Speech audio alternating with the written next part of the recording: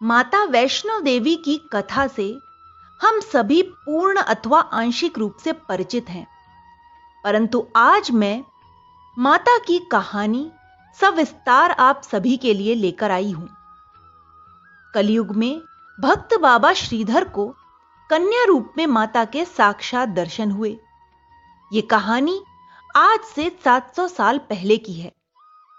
आजकल जहां कटरा बसा हुआ है, उससे लगभग 2 किलोमीटर की दूरी पर बसा हुआ हंसाली नामक गांव, चारों ओर वृक्षों और लताओं से घिरा हुआ हरा भरा रमणीक स्थल, नीचे कल कल स्वर से बहती हुई जलधारा, मंथर गति से बहती पवन। ऐसे सुखद वातावरण में त्रिकूट पर्वत की उपत्यकाओं से टकराकर मंत्रों एवं स्तुति की मधुर ध्वनि गूंज रही थी। न मंत्रम नो यंत्रम तदपि च न जाने स्तुति महो, न चाहवानम ध्यानम तदपि च न जाने स्तुति कथाः, न जाने मुद्रास्ते ममत संपातकी नास्ते पापाग्नि त्वत्समानहिम्, एवं ज्ञात्वा महादेवी यथा योग्यम तथा कुरु। जय महादेवी, जय अंबे, जय भवानी। एकाएक गला रुंध गया, आंखें भर आईं। उन्नत ललाट पर चंदन के तिलक के साथ पसीने की बूंदें उभर आईं। मेरी पूजा अर्चना में आखिर क्या त्रुटि है? हे भगवती, तुम तो घट घट की जानने वाली हो। मेरी विनती, मेरी प्रार्थनाएं क्यों स्वीकार नहीं करती? हे जगत माता, कृपा करो, मेरी भूल, मेरे अवगुण क्षमा करो। नहीं तो सामने आकर स्पष्ट कह दो कि मेरे भाग्य में संतान सुख नहीं है, परंतु मेरा वंश कैसे चलेगा? कैसे? पंडित श्रीधर जी भावातिरेक में जैसे अपने आप से ही बातें करते जा रहे थे, बुदबुदाहट करते हुए होंठ फड़फड़ा रहे थे, शरीर कांपने लगा था कि तभी पत्तों की खड़खड़ाहट सुनाई दी और फिर छन छन छन पाजेब की ध्वनि सुनाई दी। पंडित जी ने सिर उठाकर ऊपर देखा तो पत्तों के बीच से छनकर आता सूर्य का प्रकाश उनके मुख पर पड़ा। एक अजीब सी चमक थी। श्रीधर जी कुछ समझ नहीं पाए। आसपास दृष्टि दौड़ाई, कोई भी तो नहीं था वहां। अपना भ्रम समझकर उन्होंने पुष्प अर्पण किए, लोटा संभाला और फिर ऊपर गांव की ओर चल दिए। आखिर कन्या पूजन की तैयारी भी तो करनी थी। अब कन्या पूजन शुरू हुआ। 6 छोटी छोटी कन्याएं पंक्तिबद्ध होकर पालथी मारकर बैठी हुई थीं। पंडित श्रीधर जी एक एक करके सबके चरण बहुत श्रद्धा एवं भक्ति से पानी से धोकर साफ कर रहे थे कि अकस्मात फिर वही आवाज उनके कानों में गूंजी, छन छन छन।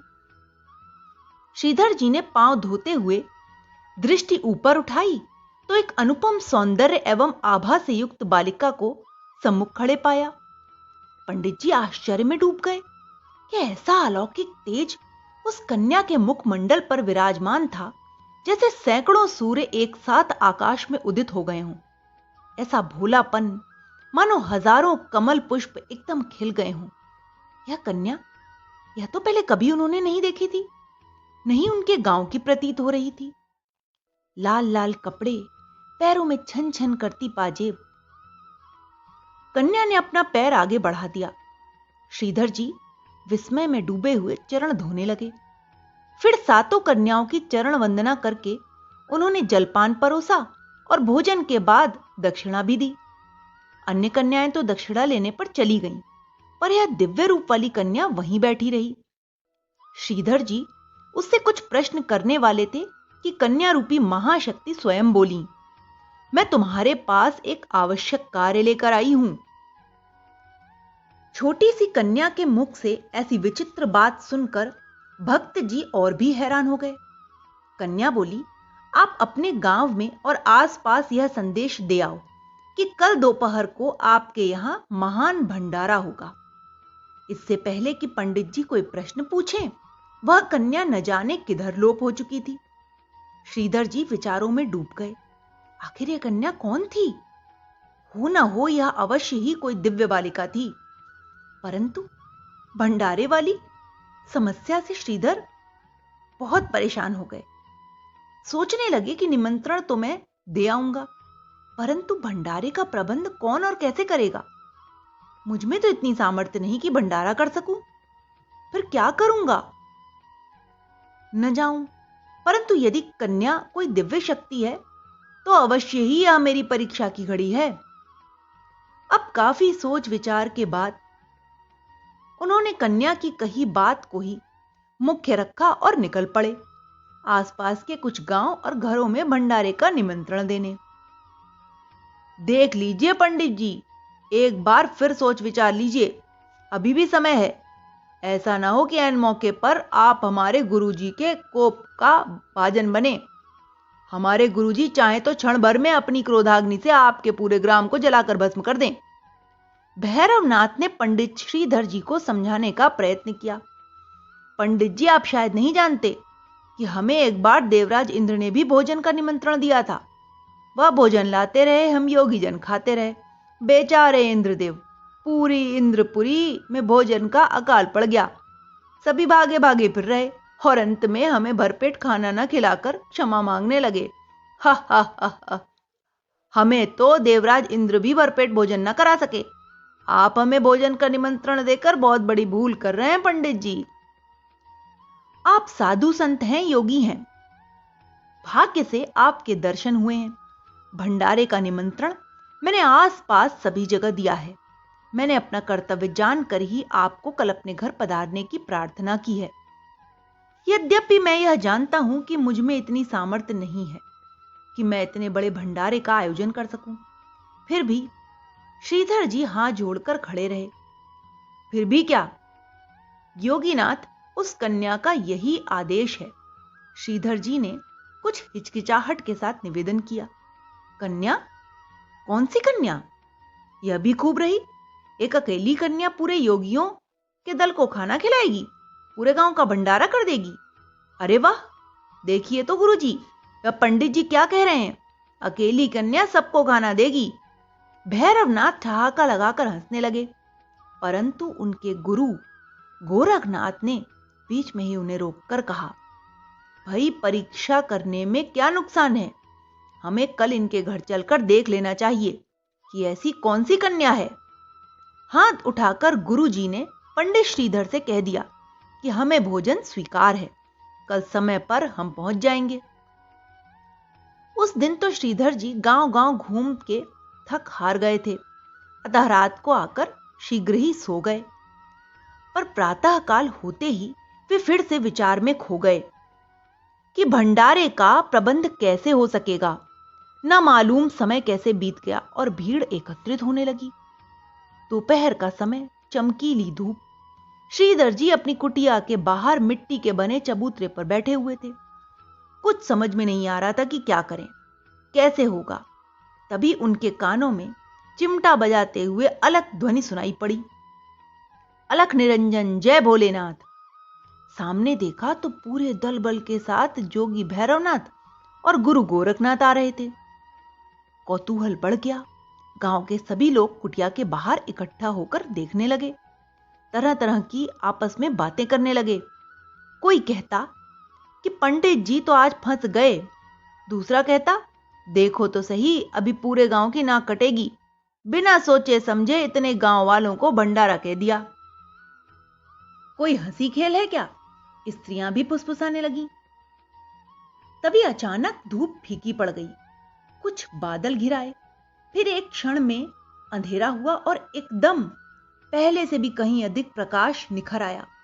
धूप कड़कने लगी और आश्चर्य यह कि दिव्य कन्या लाल सुए वस्त्र धारण किए, कमंडल हाथों में लिए, त्रिशूल कंधे पर रखे श्रीधर के सम्मुख खड़ी थी। किसी को पता नहीं लगा कि वह कन्या कब और कहां से प्रकट हो गई। भक्त जी, चिंता छोड़ो, अब सारा प्रबंध हो जाएगा। उठिए और सबसे पहले योगियों से कहिए कि कुटिया में चलकर भोजन ग्रहण करें। श्रीधर जी उत्साह से उठे और गुरु जी से भोजन के लिए कुटिया में पधारने को कहा। गुरु गोरखनाथ जी बोले, हम अपने 360 चेलों सहित आपकी छोटी सी कुटिया में कैसे बैठ सकेंगे? हमारे लिए तो बाहर खुला स्थान ही ठीक रहेगा। कुटिया तो बहुत छोटी है। पंडित जी, आप हमें यहीं भोजन लाकर खिला दीजिए। इस पर श्रीधर ने कहा कि उस कन्या ने आपको कुटिया में पधारने के लिए कहा है। गुरुजी के पीछे एक एक करके सभी शिष्य कुटिया में जाते रहे और बैठते रहे। ऐसा लगा कि अभी भी कुछ स्थान खाली है। धीरे धीरे सभी शिष्य आराम से कुटिया में समा गए और चमत्कार यह हुआ कि कोने में फिर भी थोड़ा स्थान खाली बच रहा था। बाहर सब गांव वाले बैठ गए। भंडारा प्रारंभ हुआ। दिव्य कन्या ने जब अपने कमंडल से सबको भोजन देना प्रारंभ किया तो श्रीधर जी प्रसन्न हुए और बाकी सब हैरान। सबको अपनी अपनी रुचि के अनुसार भोजन मिल रहा था। भांति भांति के व्यंजन अपनी अपनी इच्छानुसार लेकर सब रुचि रुचि करके खाने लगे। यह देखकर गोरखनाथ और भैरवनाथ ने परस्पर विचार किया कि यह कन्या अवश्य ही कोई शक्ति है, पर यह वास्तव में है कौन, इसका पता लगाना चाहिए। कन्या धीरे धीरे भोजन परोसती हुई भैरवनाथ के पास पहुंची। बालिके, तूने सबको उनकी इच्छा अनुसार भोजन परोसा है, मुझे भी मेरा मनपसंद भोजन मिलना चाहिए। बोलो योगीनाथ, क्या चाहिए तुम्हें? माता सब कुछ जानते हुए भी, अंतर्यामी होने पर भी जैसे कोई लीला करना चाहती थी। जिस प्रकार कोई बालक अपने खिलौने से खेल करता है, उसके आगे पीछे भागता है, ठीक उसी प्रकार माता ने भी कोई खेल रचा होगा। इसलिए भैरव के मन की सारी बात जानते हुए भी कन्या रूप माता ने प्रत्यक्ष में भैरव के मुख से ही सुनना चाहा। तो ला फिर कन्या, मुझे मांस मदिरा का भोजन दे।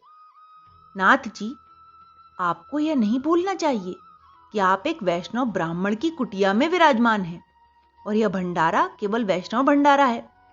अब जो कुछ एक वैष्णव भंडारे में मिल सकता है वही मंगाइए। भैरवनाथ अपने हट पर ही रहा। वह कन्या की परीक्षा लेना चाहता था। तर्क वितर्क करता रहा, जिद करता रहा और क्रोध करके भैरव ने जैसे ही कन्या का हाथ थामना चाहा, वह कन्या रूपी महाशक्ति अंतर ध्यान हो गई। भैरव भी कोई साधारण योगी नहीं था। आंखें मूंद कर समाधि लगाकर बैठ गया और थोड़ी ही देर में योग विद्या के बल से उसने जान लिया कि कन्या पवन रूप होकर त्रिकूट पर्वत की ओर बढ़ रही है। उसकी जिज्ञासा अब और भी बढ़ गई। आखिर यह कन्या कौन है? कौन सी शक्ति है यह? इसी जिज्ञासा के वशीभूत होकर वह अपने गुरु गोरखनाथ से आज्ञा मांगने लगा। गुरुजी, मैं कन्या का पीछा करता हूं और पता लगा कर आऊंगा कि यह कौन है, कहां है इसका निवास स्थान। यदि इसे कोई सिद्धि प्राप्त है तो कहां से हुई और कैसे, इन सब बातों की जानकारी हमें अवश्य होनी चाहिए। इस कार्य पर जाने के लिए क्या आप आज्ञा देंगे? जैसी तुम्हारी इच्छा वत्स, ईश्वर कल्याण करेंगे। गोरखनाथ जी इस प्रकार बोले। तब भैरवनाथ अकेले ही त्रिकूट पर्वत की ओर बढ़ चला। उसे तो कन्या को पकड़ लेने की धुन सवार हो गई थी। वह समाधिस्थ होकर कुछ देर तक पवन रूपी कन्या का मार्ग देखता रहा और उसी ओर पीछे पीछे चल पड़ा। पंडित श्रीधर की कुटिया से दिव्य कन्या को लुप्त हुए आज दूसरा दिन था। पंडित जी अत्यंत बेचैन हो उठे। उनकी दशा ठीक उसी प्रकार हो गई थी जैसे मछली को तालाब से निकालकर बाहर फेंक दिया जाए। जल के बिना मछली जिए तो कैसे? वह निरीह भाव से लगातार शून्य की ओर देखे जा रहे थे। न खाना, न पीना, न किसी से कोई बातचीत। उनको ऐसा प्रतीत हो रहा था मानो किसी प्यासे के हाथ से सागर छिन गया हो। दिन ढल गया, रात्रि आ गई, भूखे प्यासे ही सो गए। सोते हुए पंडित श्रीधर को ऐसा लगा कि उनके सिर पर कोई हाथ फेर रहा हो। कोमल स्पर्श पाते ही श्रीधर ने दृष्टि घुमाकर देखा कि साक्षात देवी दुर्गा मां सिंह पर विराजमान होकर त्रिशूल आभूषण एवं समस्त आयुधों से सुसज्जित सामने बैठी हैं। पंडित जी ने साष्टांग प्रणाम किया, नतमस्तक होकर स्तुति की और दीप जलाया। माता ने उनसे कहा कि आपने अन्न जल क्यों त्याग दिया? भूखे रहकर भी कभी भजन होता है भला? चलिए आज मैं आपको अपने धाम के दर्शन करवा देती हूं। श्रीधर जी माता के पीछे हाथ जोड़कर चलने लगे। ऐसा जान पड़ता था कि सब कुछ यंत्रवत हो रहा है। उन्होंने पर्वत पर चढ़ना आरंभ किया। किसी अदृश्य गुफा तक जा पहुंचे। गुफा का प्रवेश द्वार काफी छोटा होने के कारण वह लेट कर अंदर गए। गुफा के अंदर माता ने उन्हें अपना स्थान दिखाया। दर्शन करके भक्त जी गदगद हो उठे। बारंबार शीश झुकाकर विनती की और स्वयं को कृतार्थ किया। फिर गुफा के बाहर निकले और जैसे ही बाहर की तेज रोशनी उनकी आंखों पर पड़ी, उनकी निद्रा खुल गई। प्रातः हो चुकी थी। सूर्य देव की लालिमा आसमान पर उभरने लगी थी।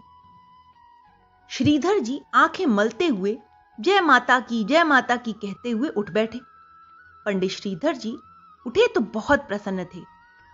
स्वप्न में देखे हुए स्थानों से उनका हृदय अब पुलकित था। माता का सिंह वाहिनी स्वरूप अब तक उनके मानस पटल पर अंकित था। पर्वतीय मार्ग के स्थान, सुंदर गुफा का प्रवेश द्वार और गुफा के अंदर भगवती के पिंडी रूप में दर्शन उन्हें किसी पिक्चर के दृश्यों की भांति पूरी तरह याद थे। उधर पूरे 9 महीने बीत चुके थे। भैरवनाथ पर्वत पर इधर उधर भटक रहा था। कई बार उसने अपनी समस्त चित्त वृत्तियों को एकाग्र करके समाधि लगाई। योग विद्या की जितनी भी जानकारी थी, सारी प्रयोग करके भी वह निश्चित न कर पाया कि कन्या कहां गई। उसे लगता था कि या तो कन्या इसी पर्वत के किसी भाग में है या कहीं और, परंतु कहां है उसके जाने का मार्ग स्पष्ट नहीं हो पा रहा। पहली बार उसने देखा कि उसके साथ लांगुर वीर झंडा लेकर चल रहा है। फिर कन्या ने तीर चलाकर पत्थरों से पानी निकाला।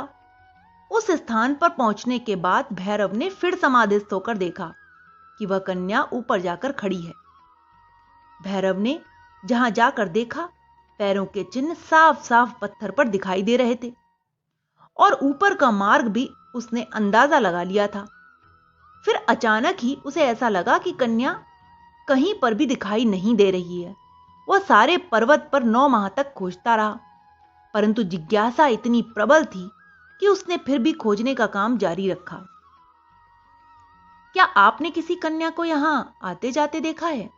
एक वृद्ध तपीश्वर साधु को देखकर भैरव ने पूछा।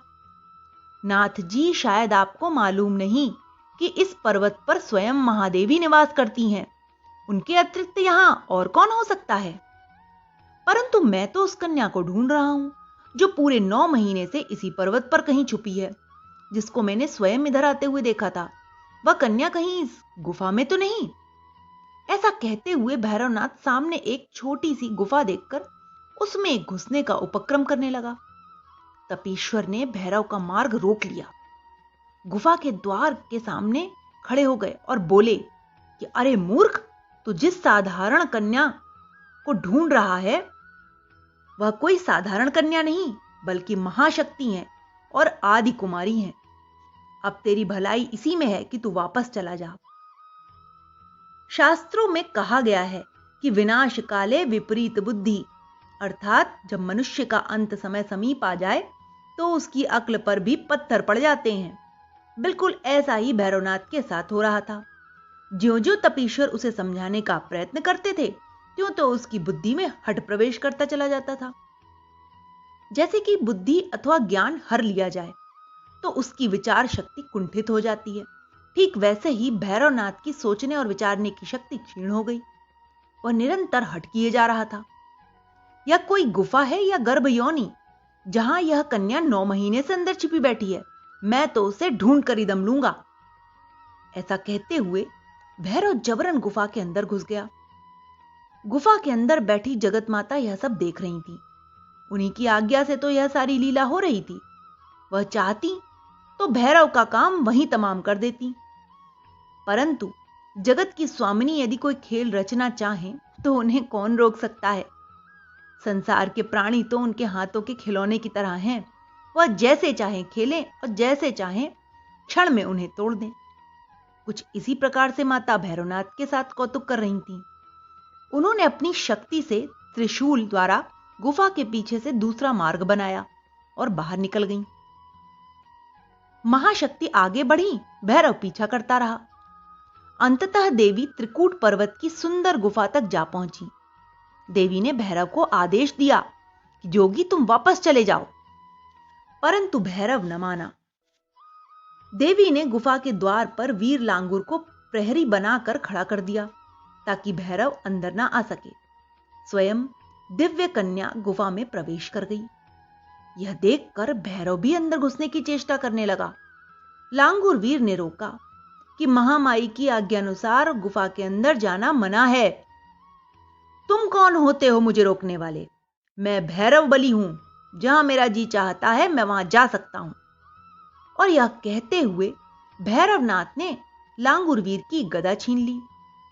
इस पर क्रोधित होकर लांगुर वीर ने अपनी गदा वापस लेकर भैरव पर पूरी शक्ति से प्रहार किया। दोनों में भयंकर युद्ध हुआ, परंतु अंत में लांगुर वीर की शक्ति क्षीण होने लगी। गुफा के अंदर विराजमान जगत माता सारा खेल देख रही थी। धीरे धीरे वीर लांगुर परास्त होने लगा। भैरव ने उसे दूर धकेल दिया और गुफा में प्रवेश करना चाहा। यह देखकर शक्ति ने स्वयं चंडी रूप धारण करके तलवार से भैरव का वध कर दिया। संभवतः देवी माता को इतना ही खेल रचना था। जब कोई व्यक्ति चाबी घुमाता रहे और खिलौना उसकी मनमानी हरकत न करे, उसका मनपसंद खेल न दिखाए, तो वह उसे तोड़ भी सकता है, क्योंकि वह तो खिलौने का स्वामी है, मालिक है। इसी प्रकार प्राणियों की स्वामिनी महादेवी ने यही चेष्टा की।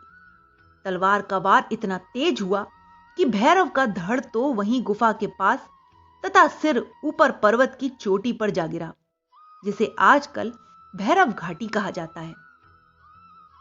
भैरवनाथ कोई साधारण प्राणी नहीं था। वह एक सिद्ध पुरुष, महाबली तथा योगी था। सिर धड़ से जुदा हो गया, फिर भी उसकी चेष्टा कम नहीं हुई। उसकी चेतना अभी भी मौजूद थी। वह अपने लिए मुक्ति की याचना करने लगा, पश्चाताप करने लगा कि हे आदि शक्ति, हे कल्याणकारिणी माता, मुझे मरने का कोई दुख नहीं, क्योंकि मेरी मृत्यु जगत रचयिता मां के हाथों से हुई है, सो मुझे मोक्ष मिलेगा। परंतु हे मातेश्वरी, मुझे क्षमा कर दीजिए, मैं आपके इस रूप से अपरिचित था। हे मां, अगर आपने क्षमा न किया तो आने वाला युग मुझे पापी समझेगा और लोग मेरे नाम से घृणा करेंगे। माता न हो को माता।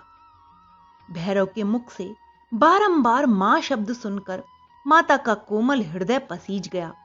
जगत कल्याणी मातेश्वरी ने उसे वरदान दिया कि मेरी पूजा के बाद तुम्हारी भी पूजा हुआ करेगी तथा तुम मोक्ष के अधिकारी होगे। श्रद्धालु मेरे दर्शन के पश्चात तुम्हारे भी दर्शन किया करेंगे। तुम्हारे स्थान का दर्शन करने वालों की सभी मनोकामनाएं भी पूर्ण होंगी।